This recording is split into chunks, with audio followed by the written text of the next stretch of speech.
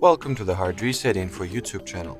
Today I would like to show how you can restart a HUAWEI without power button.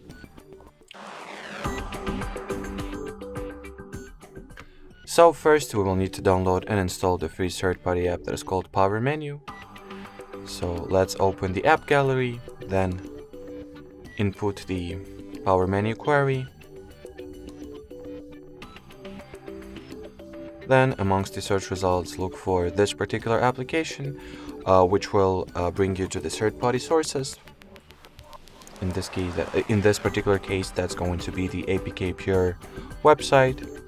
But do not be afraid. I can assure you that it will not have any malware or viruses, and it will not cause any harm to your device. Anyway, so tap at the download APK button over here. Then at the following page, tap at the download APK button once again, then wait for the file to be downloaded or confirm its download first, then allow the app installations, install the app, onwards launch it, then go for the take me to the settings screen option, and over here at the accessibility page open the installed services button.